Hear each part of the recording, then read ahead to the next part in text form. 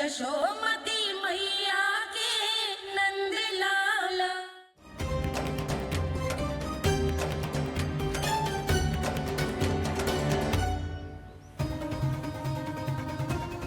कान्हा, तू ऊपर क्यों चढ़ रहा है? अरे ऊंचाई से देखूंगा तभी तो गेंद दिखेगी।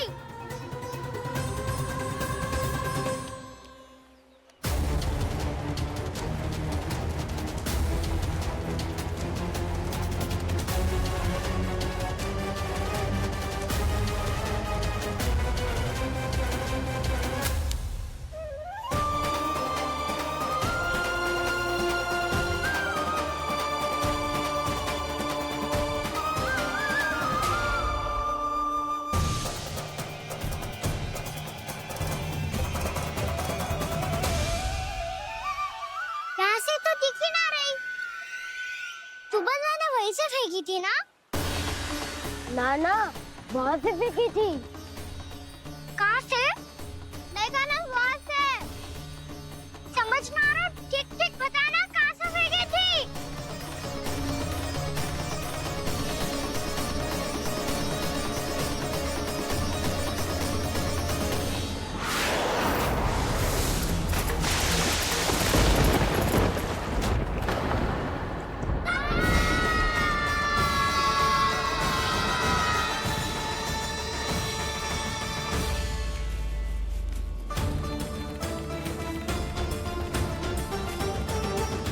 कालिया नाग के क्षेत्र में जाकर कोई भी जीवित वापस ना लौट सको है।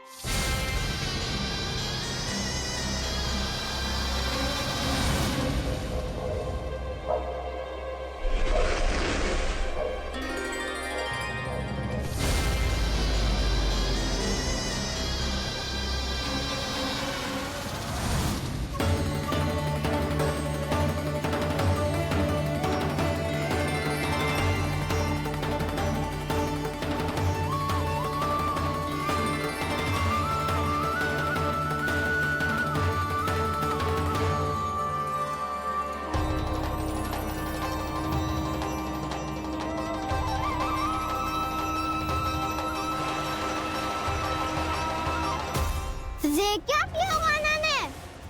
कालिया नाग तो उसे देखते ही निकल जाएगा।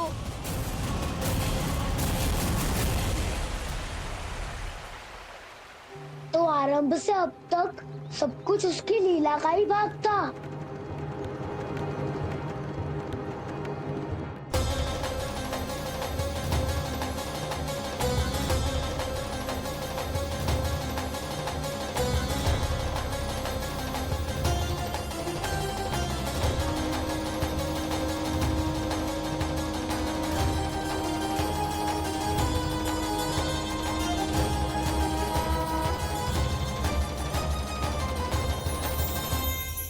इतना सुंदर रूप, मनमोहने वाली मुस्कान, अद्भुत तेज और भगवान जैसी दिव्यता।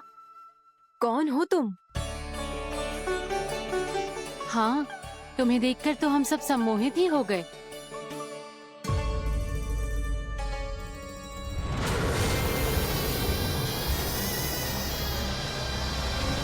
तुम जो भी हो बालक, वापस लौट जाओ।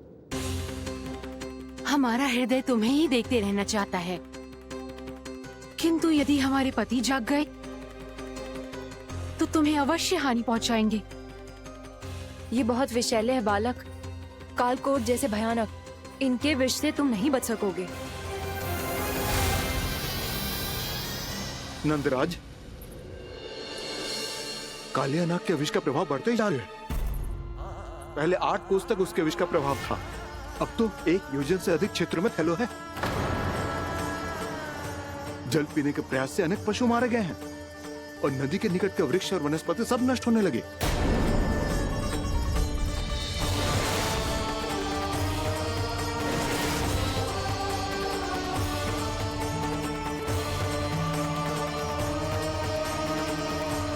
इनके विष की तीव्रता इतनी अधिक है बालक कि इनके संपर्क में आने वाले को तड़पने का भी अवसर नहीं मिलता। इनके विष की अग्नि क्षण भर से भी कम समय में प्राण वायु को जलाकर राख कर देती है।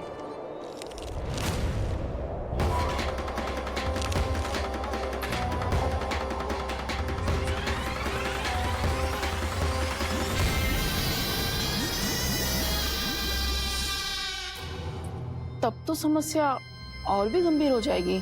मैंने तो सुनो है कि कालिया नाग कम से कम 2 योजन लंबा है, सैकड़ों फन है उसके।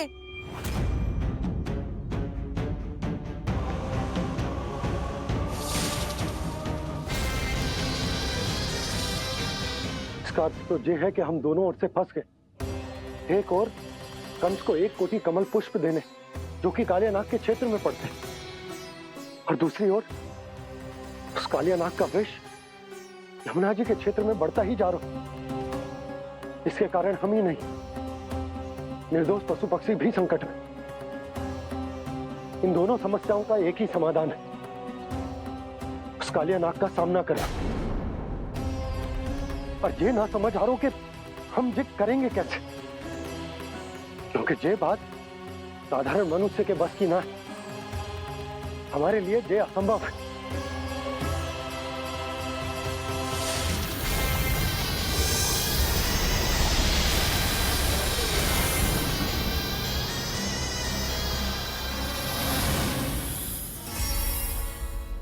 अब तो तुमने अपनी आंखों से भी देख लिया बालक, ये कितने विषैले हैं।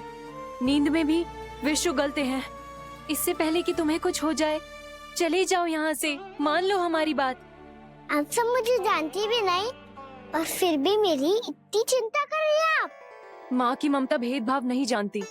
तुम भी किसी के पुत्र हो और हम सब भी माँ हैं।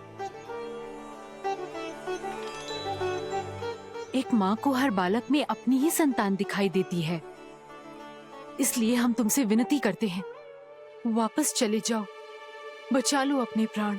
मेरी चिंता मत कीजिए, मुझे कुछ नहीं होगा।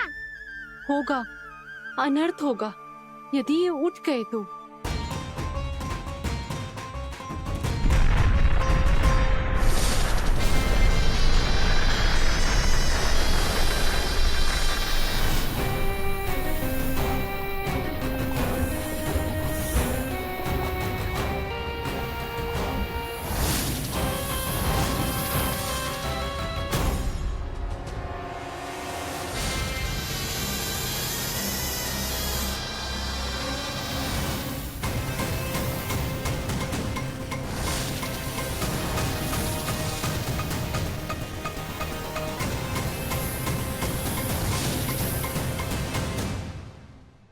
सामने होते हुए भी अपने इश्क को केवल वही देख सकता है जो अपना अभिमान त्याग चुका हो। पर पूर्व जन्म में मेरा भक्त होने के नाते मेरा सत्य स्वरूप देख पाने में मुझे इसकी सहायता करनी चाहिए।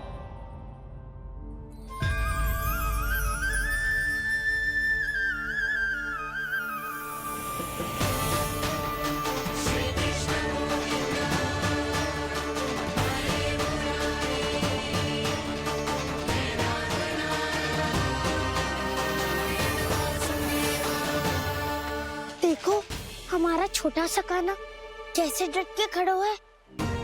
इतने विशालकाय, इतने महाभयंकर सबके सामने।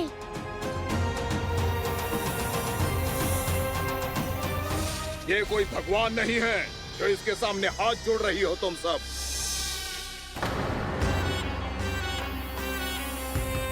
एक सामान्य साधारण बालक है ये, जो ये तक नहीं जानता कि इसके सामने है इसका काल, कालिया। तू कौन है बालक? मेरे इतने निकट आकर भी तू जीवित कैसे है? मेरी नहीं, अपनी चिंता करो कालिया। बहुत मनमानी कर ली तुमने।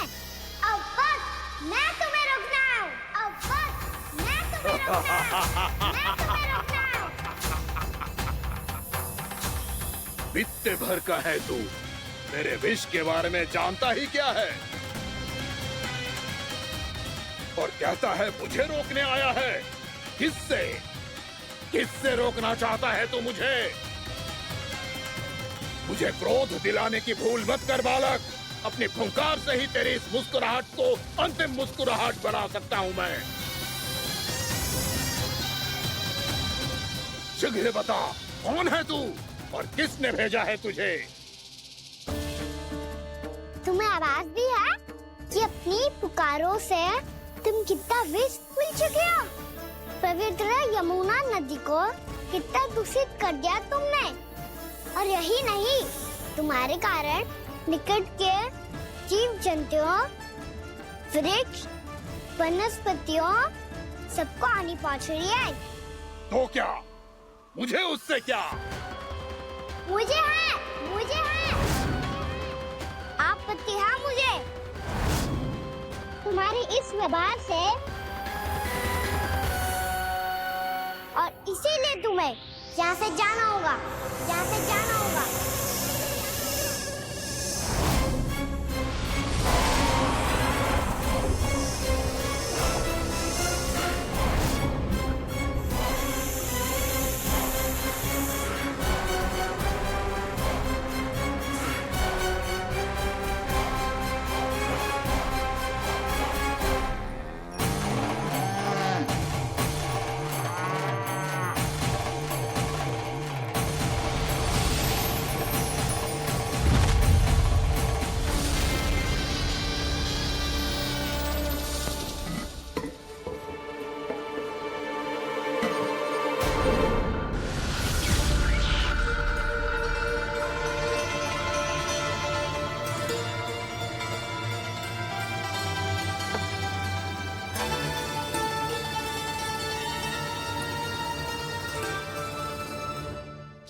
मुझे आदेश देने का साहस भी कैसे किया तूने?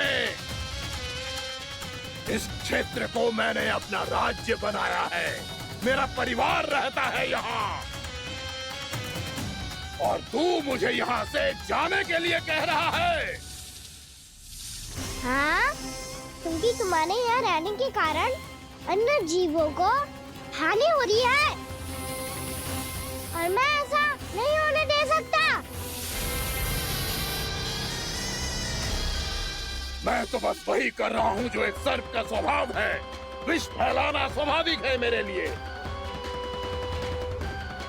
इसलिए मुझे चुनौती मत दे बालक। चुनौती तो मैं दे चुका हूँ कालिया। अब तो बस तुम्हें शिकार करनी है।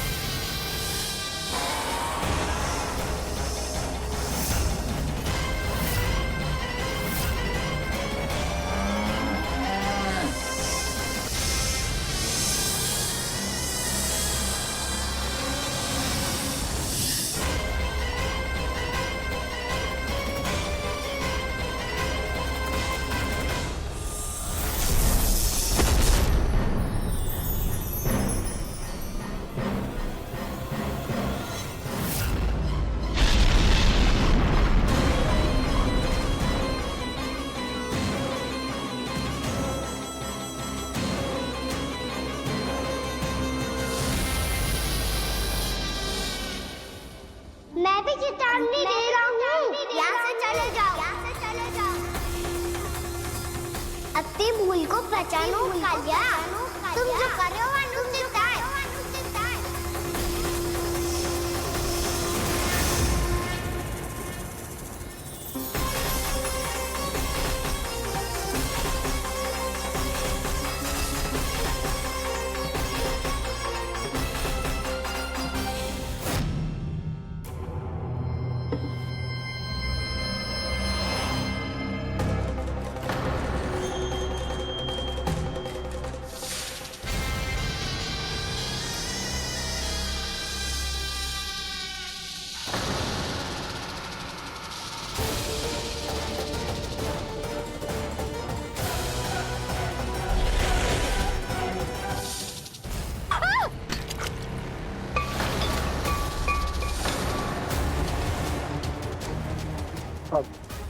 मैं आता हूं।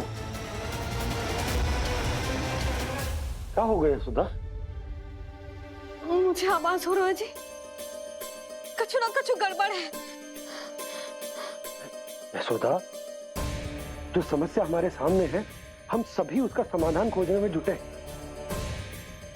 तुम विश्वास करो, मैं कोई ना कोई समाधान अवश्य ढूंढ लूंगा। हम कैसे भी करके वो कमल के पुष्प उस कंस तक पहुंचा देंगे।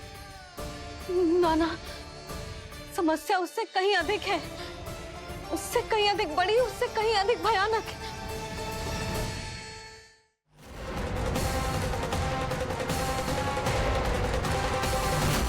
विस्की ये बूंद से ही सबके प्राण चले जाते हैं। इसने तो विस्की धारियां फेंकी है खाना पे। कान्हा कैसे बच्चे को अधिक विष से? इसका विष तो क्या, ये सर स्वयं भी छू तक नहीं पाएगा हमारे कान्हा को।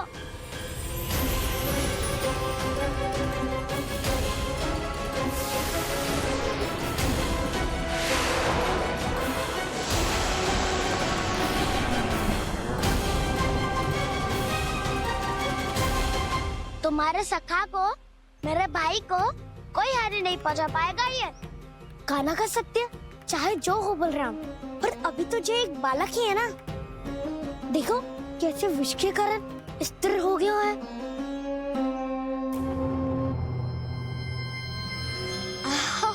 हाउ सर्फ ने कितनी आसानी से अपनी पूंछ से बांध लिया है। मुझे यहाँ से भगाना चाहता था ना तू? अब मैं तुझे दिखाऊंगा अपना सामर्थ्य। ये मूर्ख किसे बांधना चाहता है अपनी पूंछ में? उन्हें जिनका विस्तार सारे ब्रह्मांड में है, या उन्हें जो स्वयं अनंत है? पर देवराज, प्रभु ऐसा करने ही क्यों दे रहे हैं कालिया को? आप सब भूल रहे हैं देवगण। कालिया पूर्व जन्म में प्रभु का बहुत बड़ा भक्त था। उसी भक्ति का फल मिल रहा है अब इसे। वैसे भी भक्तों के मन का भाव सबल हो तो भगवान तो सहज ही बंध जाते हैं।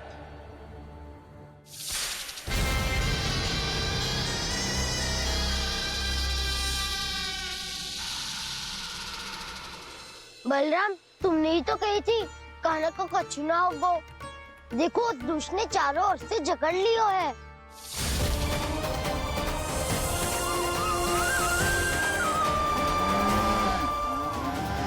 ये क्या कह रही हो तुम? सुधा जी, क्या हुआ? घबरा क्यों रही हो आप? सुलक्षणा, मुझे आभास हो रहा है कुछ बहुत बड़ी अनहोनी हो गई है। नंदराज, नंदराज, नंदराज,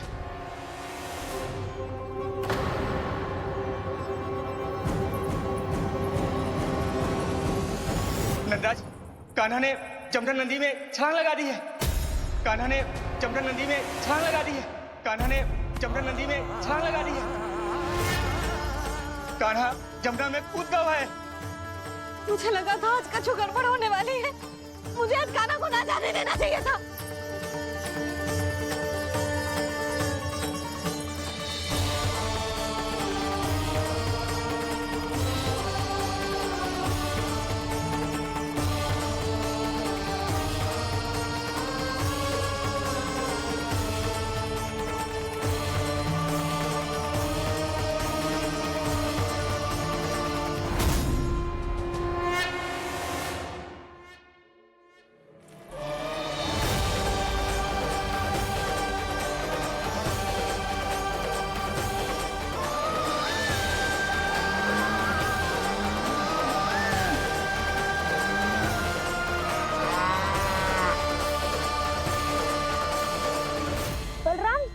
करो ना।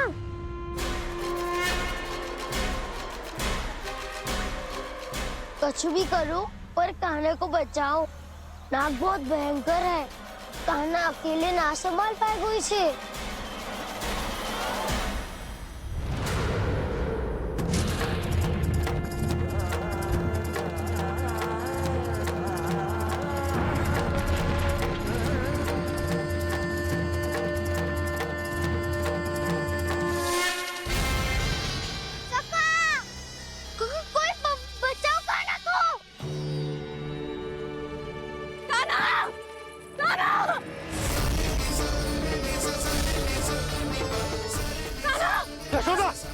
यशोदा रुको।